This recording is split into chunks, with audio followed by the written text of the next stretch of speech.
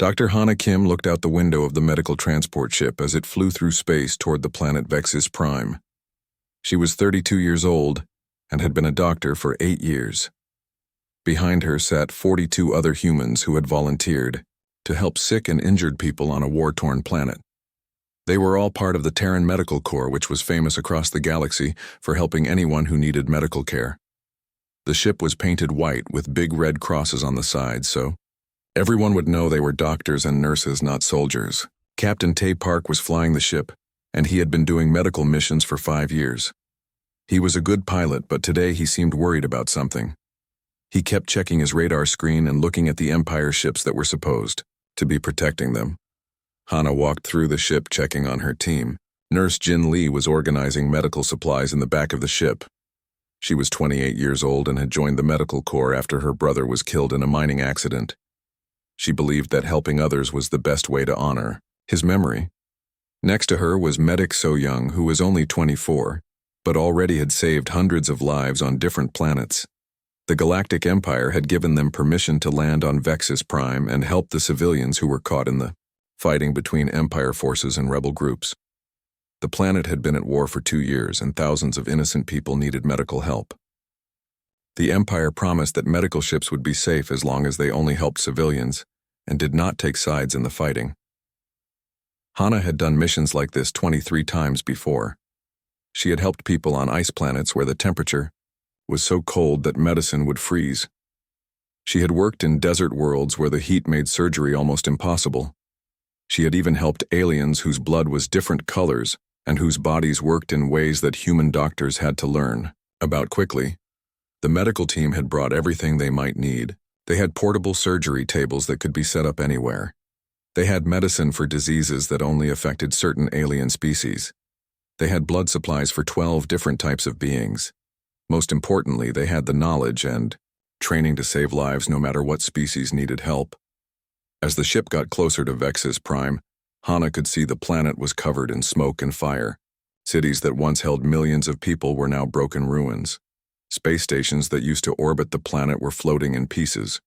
The war had destroyed almost everything, but there were still people alive down there who needed help.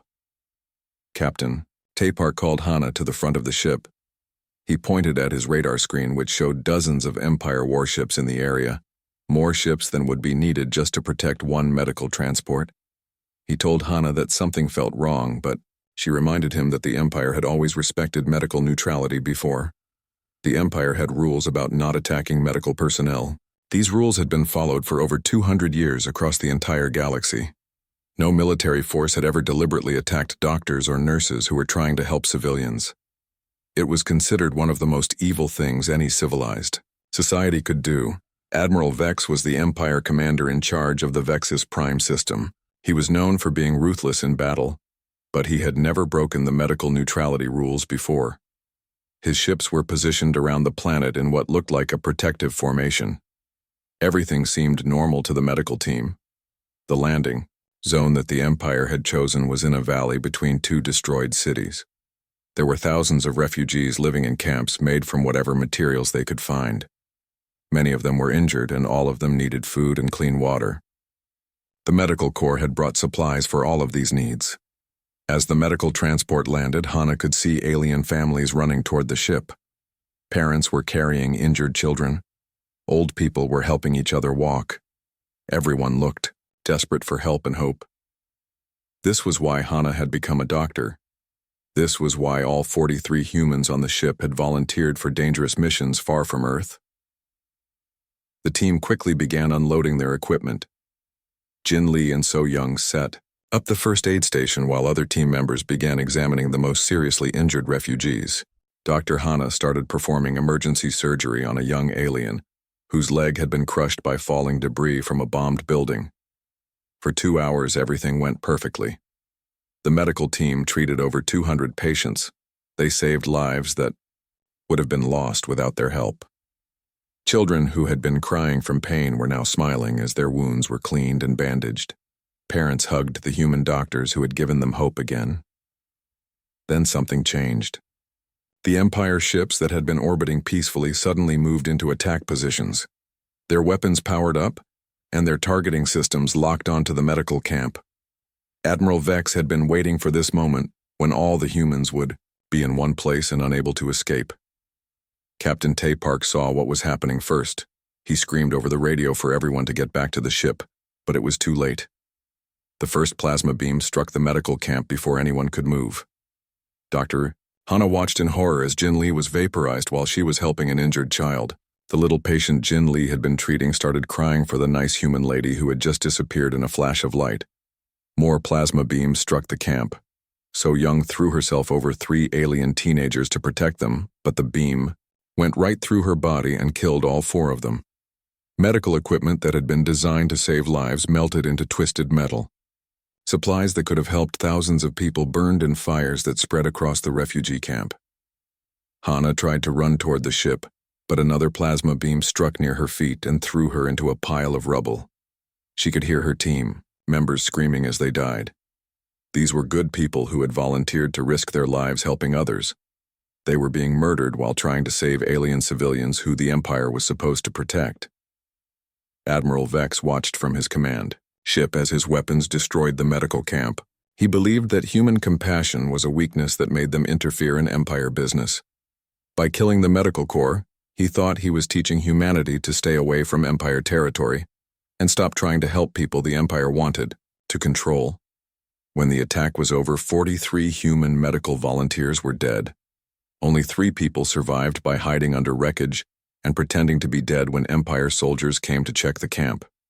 The refugees who had been getting medical help were also killed or scattered back into the wilderness to die slowly from their untreated injuries.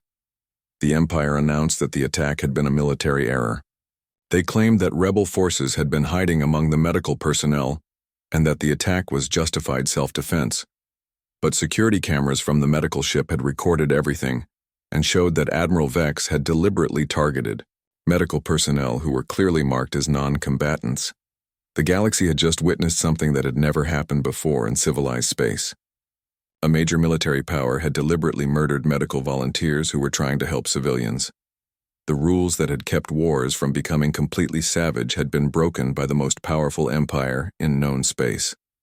What Admiral Vex did not know was that by killing humanity, greatest symbol of compassion, he had just triggered something far worse than any war the galaxy had ever seen. The news reached Earth exactly 3 days and 4 hours after the massacre on Vexus Prime. President Dongwu was eating breakfast in his private quarters when Intelligence Chief Nari burst through the door with tears streaming down her face. She had worked in intelligence for 15 years and had delivered news about wars and disasters many times, but she had never seen anything like what happened to the medical corps. Nari played the security footage from the medical transport ship on the wall screen. President Dongwu watched in complete silence as 43 of humanity's best and bravest people were murdered while trying to help alien civilians. These were not soldiers who had signed up to fight. These were doctors and nurses who had volunteered to risk their lives saving others. The footage showed Dr. Hana Kim performing surgery on an injured alien child when the first plasma beam struck. It showed Nurse Jin Lee being vaporized while she was bandaging an old alien who reminded her of her own grandfather. It showed medic So Young throwing herself over 3 teenage refugees in a hopeless attempt to protect them from weapons designed to destroy armored vehicles. President Dongwu had been the leader of humanity for 8 years. He had made decisions about trade agreements and exploration missions and scientific research. He had never had to make decisions about war, because humans generally tried to solve problems through talking and cooperation. But as he watched his people being murdered for the crime of showing compassion, he felt something change inside him. The Galactic Council met in emergency session within 12 hours of receiving the footage. Representatives from over 200 species condemned the Empire attack and demanded justice for the murdered medical personnel. The Zephyrian ambassador called it the most evil act she had seen in 300 years of galactic politics. The Altarian delegation walked out of the meeting saying they could not remain in the same room as Empire representatives. The Empire response was delivered by Ambassador Crix, who seemed almost proud of what his military had done. He claimed that human medical personnel had been providing aid to rebel forces, and that the attack was completely justified under Empire military doctrine. When pressed for evidence of this claim, He simply said that the Empire did not need to justify its actions to inferior species. Ambassador Crix went further and suggested that maybe humans should focus on their own problems instead of interfering in conflicts between superior civilizations. He said that the Empire had done the galaxy a favor by teaching humanity a lesson about knowing their place in the cosmic order. The arrogance in his words shocked even the Empire allies in the Council. For exactly 14 days after the massacre, humanity remained completely silent. No protests were organized on Earth. No angry speeches were given at the Galactic Assembly. No diplomatic demands were sent to the Empire capital. Human representatives simply stopped attending council meetings, and human trade ships stopped visiting Empire space. Other species began to whisper among themselves that humans had finally learned their place. The Vorthak, who had always been jealous of human popularity, said that maybe now the galaxy would stop treating humans like they were special. The Empire celebrated what they saw as proof that humans were cowards who would submit when faced with real power. But deep beneath the ice of Antarctica, something was happening that would change the galaxy forever. In a prison facility that appeared on no official records, Warden Kimbo received new orders directly from President Dongwu. The orders were sealed with the highest security codes that humanity possessed, and they authorized something that had never been done before. The Antarctic Maximum Security Facility held exactly 30 prisoners. These were not ordinary criminals who had stolen money or hurt people in fights. These were war criminals so dangerous that even humans who believed in rehabilitation and second chances had decided they could never be released. They were monsters who had committed acts so evil that regular soldiers refused to serve with them. Colonel Dae-sung had been the first prisoner brought to the facility 8 years earlier. He had been a brilliant military commander who had won several important battles for humanity during conflicts with hostile alien species. But during the Kepler colony incident, he had used forbidden weapons against civilian targets and killed over 50,000 innocent people, including women and children. Major Young-suk had been imprisoned for developing biological weapons that violated every treaty humanity had ever signed. Her creations could target specific genetic markers and cause death in ways so horrible that even military doctors refused to treat victims. She had tested these weapons on prisoners of war despite direct orders from her superiors to stop her. Research. Captain Min-ho specialized in psychological warfare that went far beyond anything considered acceptable by civilized societies. He had broken enemy soldiers' minds so completely that they spent the rest of their lives in mental hospitals, unable to remember their own names. His methods included techniques learned from studying the worst dictators and cult leaders in human history. Lieutenant Yoon-ji had perfected interrogation methods that made even the most hardened enemy agents tell her everything they knew. But she did not stop at getting information. She took pleasure in causing pain and had continued torturing prisoners long after they had revealed all their secrets. Her psychological profiles showed that she genuinely enjoyed watching people suffer. These 30 prisoners represented everything that humanity tried not to be. They were the dark side of human nature that civilized society had rejected and locked away. They had been kept in isolation, not just to punish them, but to protect the galaxy from what they might do if they were ever released.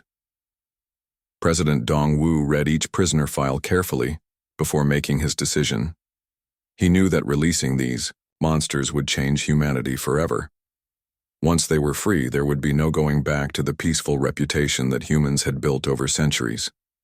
But the Empire had shown that peaceful species were seen as weak, and that compassion was viewed as a target. The orders that Warden Kimbo received were simple but terrifying. All 30 war criminals were to be released immediately and given a single mission. They were to destroy the Galactic Empire completely using any methods they chose. There would be no rules of engagement and no oversight of their actions.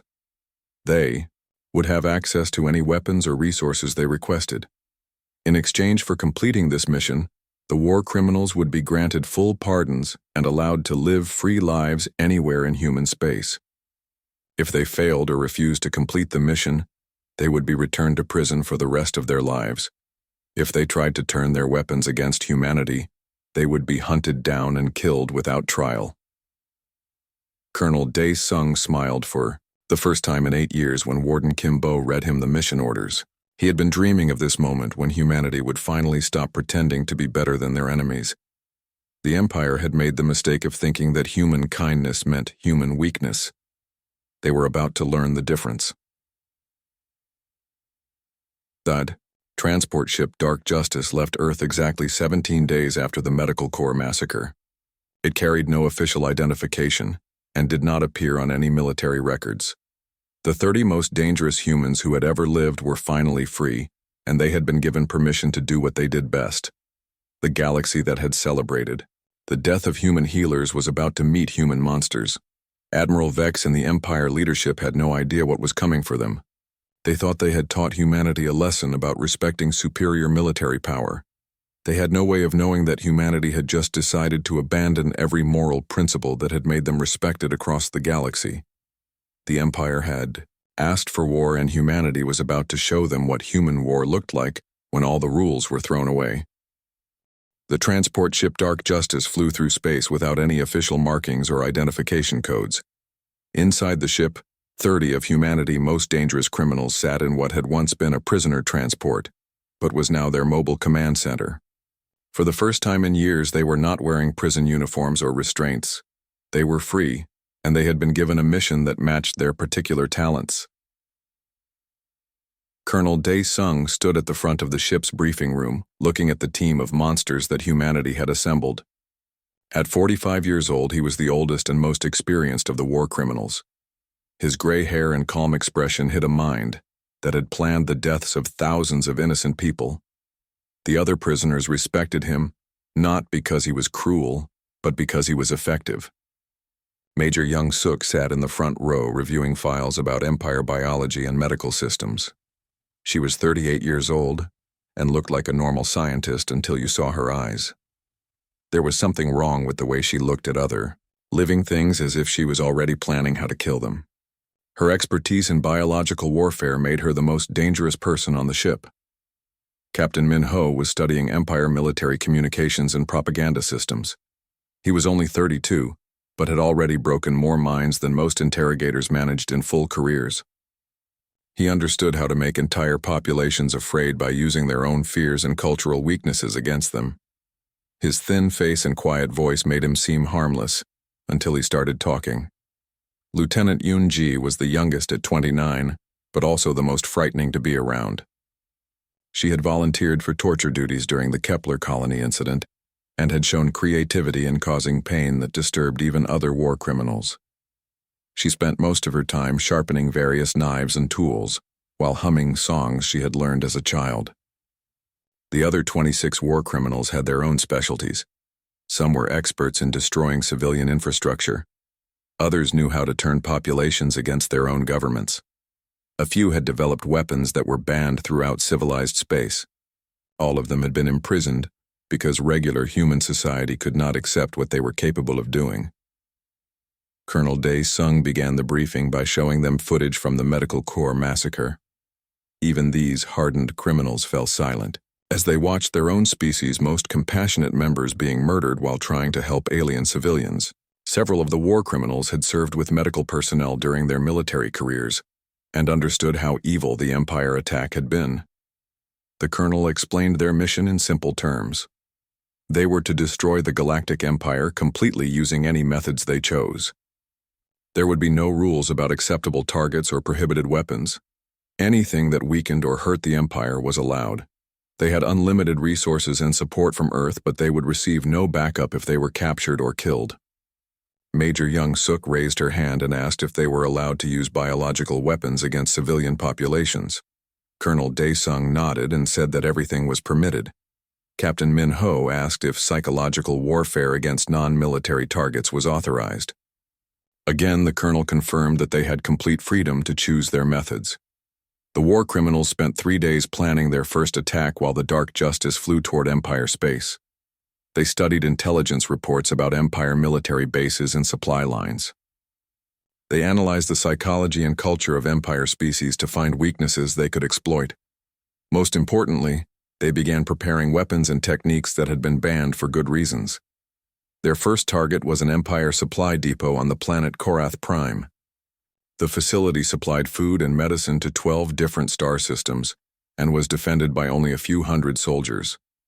Most military commanders would have attacked it directly with overwhelming force, but the war criminals had different ideas about how to conduct warfare.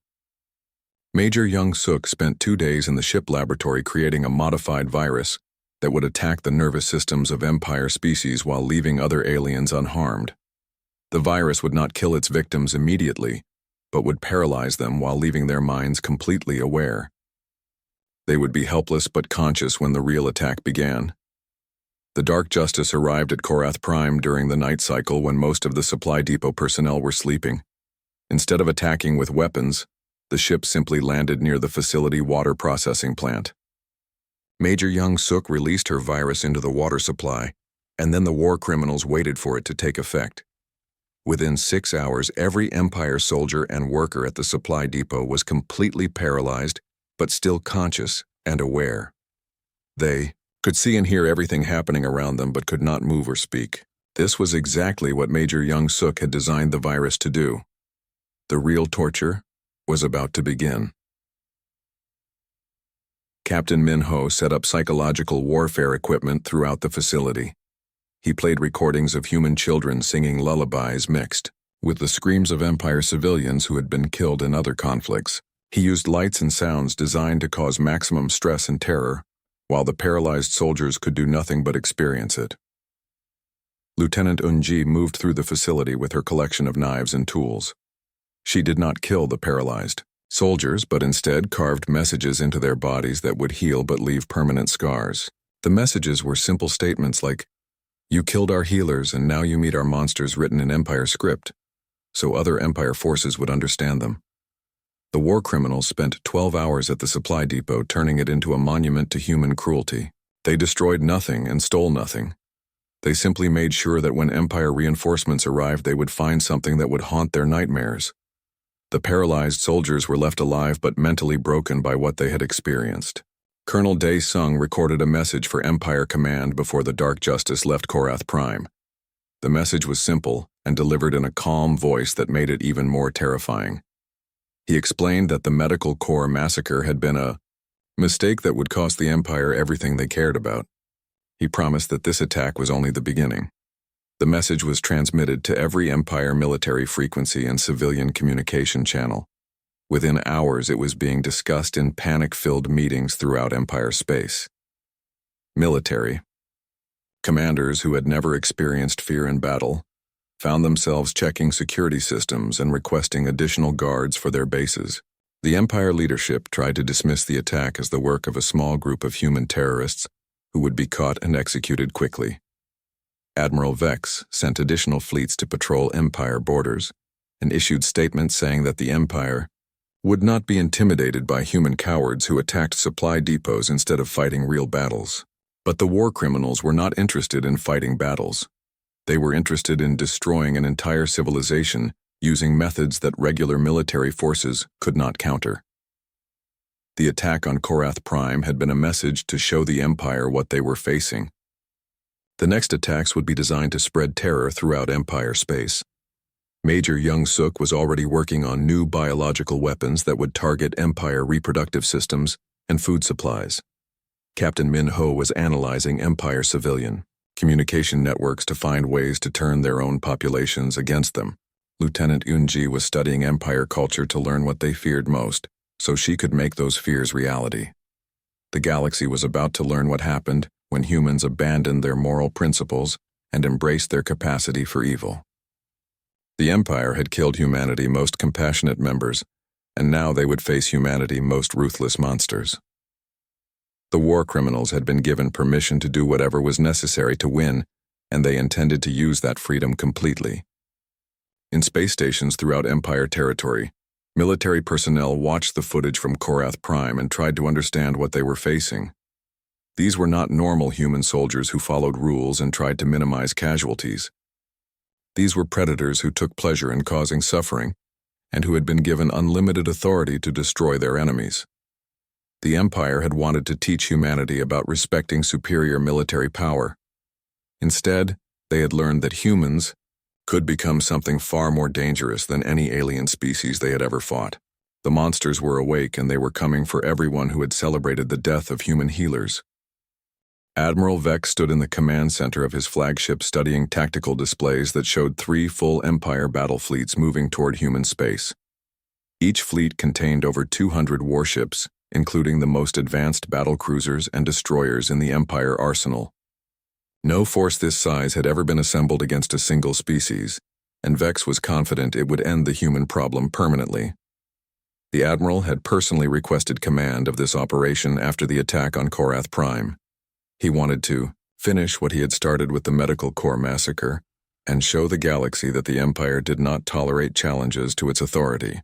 His plan was simple and brutal. The fleets would destroy every human military installation and then occupy Earth until humanity surrendered completely. What Admiral Vex did not know was that Captain Min Ho had been monitoring Empire communications for weeks and knew exactly when and where the fleets would attack. The war criminals had no intention of fighting a conventional space battle against superior numbers. They had much more effective ways of destroying enemies who thought military technology was the only thing that mattered in war. Captain Min Ho began his psychological campaign 3 weeks before the Empire fleets reached human territory. He had studied Empire military training and culture, and knew that their soldiers were taught to believe they were superior to all other species.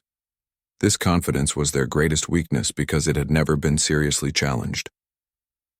The first phase of Min Ho attack involved hijacking Empire communication systems and flooding them with carefully edited recordings. He took footage of the most brutal battles in Galactic history and edited them to show Empire soldiers being defeated and tortured by various enemy species. The recordings looked completely real thanks to advanced human video technology. Min Ho mixed these fake battle recordings with real footage from the Korath Prime attack, showing Empire soldiers paralyzed and helpless, while humans carved messages into their bodies. He added subliminal programming designed to trigger fear responses in Empire species, and broadcast everything on frequencies that Empire military equipment automatically received. The psychological warfare campaign was designed to work slowly over time rather than causing immediate panic. Empire soldiers began having nightmares about being paralyzed and tortured. They started seeing enemies in shadows and jumping at unexpected sounds. Discipline problems increased as troops became nervous and suspicious of their commander's orders. Admiral Vex noticed the problems but dismissed them as normal pre-battle stress.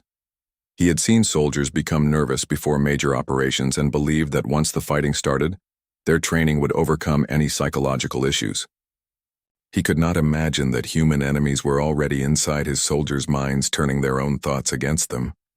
Lieutenant Yoon-ji had been studying Empire records to learn about Admiral Vex's personal life and family. She discovered that he had a wife and 2 children living on the Empire capital world of Zenther Prime.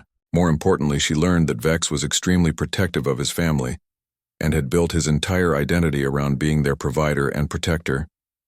Using intelligence gathered from captured Empire personnel during previous conflicts, Yoon-ji planned an operation that would break Admiral Vex psychologically, while also demonstrating human capabilities to the rest of the Empire leadership. She would not simply kill his family, but would instead use them as tools to destroy his mind and will to fight.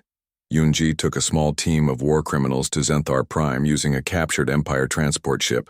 The planet was heavily defended, but the defenses were designed to stop military attacks, not small groups of infiltrators, who understood psychological warfare better than any species in the galaxy had ever imagined possible.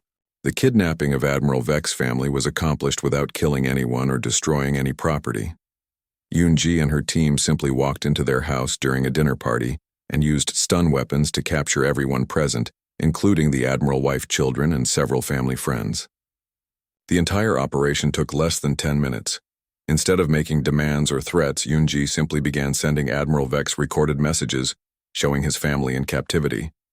The first message showed his wife and children unharmed, but clearly terrified, as Yoon-ji explained in detail what would happen to them if the Empire fleets continued their attack on human space.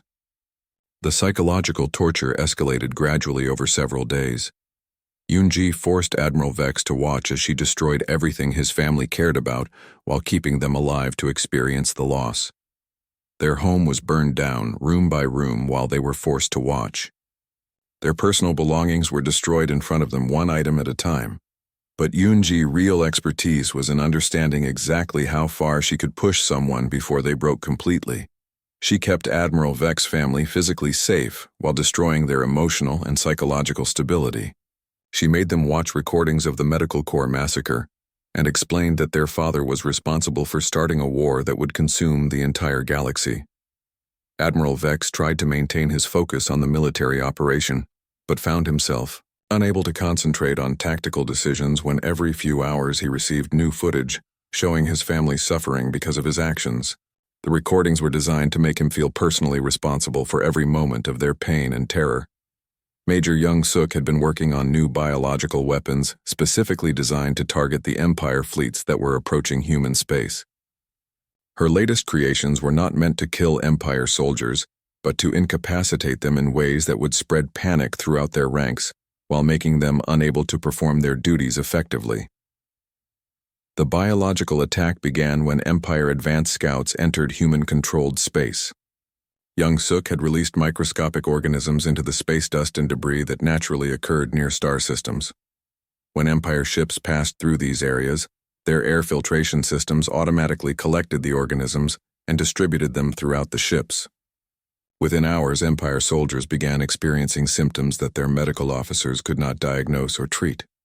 The organisms attacked their nervous systems, causing paralysis that came and went randomly. Soldiers would be fine one moment and completely helpless the next, with no way to predict when they would be affected.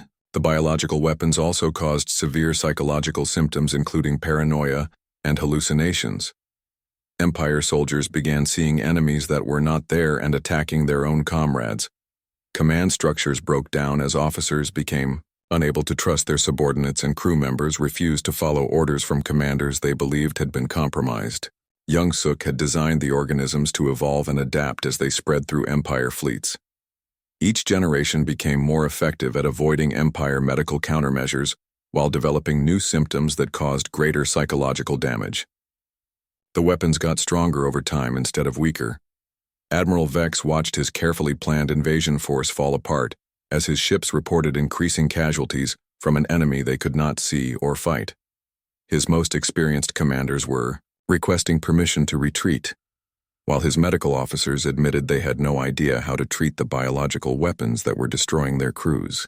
The psychological warfare and biological attacks were working together in ways that regular military doctrine had no answer for. Empire soldiers were dealing with physical illness, paranoia, and constant fear, while receiving subliminal programming, designed to make them doubt everything they had been taught about Empire superiority. Captain Minho monitored Empire communications and reported that desertion rates were reaching critical levels throughout the invasion fleets. Entire ships were refusing orders and requesting permission to return to Empire space. Some crews had mutinied against their officers and were attempting to surrender to human forces. The 3 Empire battle fleets that were supposed to crush human resistance had been reduced to scattered groups of terrified soldiers who were more afraid of their own shadows than of human weapons. Admiral Vex's greatest military operation had become a psychological disaster that was destroying Empire morale throughout the galaxy. But the war criminals were just getting started. The attacks on the invasion fleets had been designed to demonstrate human capabilities and spread fear throughout Empire space. The real war would begin when Young Suk biological weapons reached Empire civilian populations, and Minho psychological programming infected their communication networks. Admiral Vex sent a desperate message to Empire Command requesting immediate reinforcements and medical support. His invasion force was no longer capable of attacking anything and was instead focused on trying to survive contact with enemies who fought using weapons that violated every rule of civilized warfare. The Empire leadership began to understand that they were not fighting normal human military forces, but something far more dangerous. These humans had abandoned every moral principle that had previously limited their actions in war. They were no longer bound by treaties or conventions that other species used to make warfare survivable. 1 year after the Medical Corps massacre, Colonel Dae Sung stood in the ruins of the Empire's capital world. The once mighty civilization that had ruled half the galaxy was now a collection of scattered, terrified refugees. Admiral Vex hung from the tallest building in the city, his execution broadcast across all Imperial channels as a warning to anyone who might target human civilians again. But victory came with a terrible cost. The war criminals had tasted freedom and power, and many had no intention of returning to prison. Major Young Suk had established her own kingdom on a conquered world where she continued her biological experiments. Captain Min Ho ruled through fear and manipulation, turning entire populations into his psychological subjects. The monsters humanity had unleashed couldn't be easily contained again. President Dongwu faced an impossible choice. The mission was complete. The empire was destroyed and humanity's message was clear, but the tools they had used to achieve victory were now threatening to turn on their creators. The war criminals had proven that humans could be more terrifying than any alien enemy, but they had also proven that some weapons were too dangerous to wield. Lieutenant Yoon Ji sent a final message to Earth before disappearing into the Galactic underground. You created us to be your monsters and we served our purpose, but monsters cannot be unmade, only redirected. The galaxy learned to fear humanity, not because of our strength, but because of our willingness to abandon our souls. For victory, remember that lesson well. The Galactic Council unanimously voted to establish the Terran Protection Protocols. No species would ever again target human medical personnel or civilians. The price of that lesson had been the Empire itself, destroyed by humanity's own discarded demons. The galaxy now understood that humans could be saviors or destroyers, healers or monsters, and the choice of which they became lay in how they were treated. In the end, humanity achieved perfect security through perfect fear. No alien species would dare harm human civilians again, knowing that somewhere in the darkness humanity's monsters waited for any excuse to return. The medical corps had been avenged, but the galaxy would never again see humans as purely benevolent.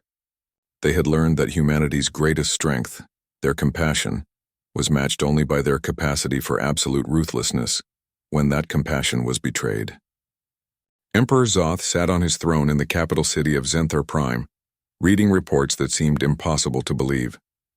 In just 4 months, 30 human war criminals had accomplished what no enemy force had ever managed in the Empire 2000-year history.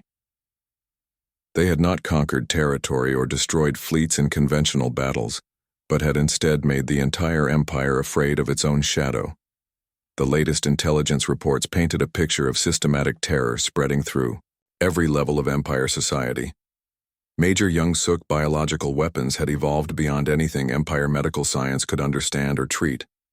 Her newest creations did not kill their victims, but transformed them into carriers of engineered diseases that spread through physical contact and even through shared air.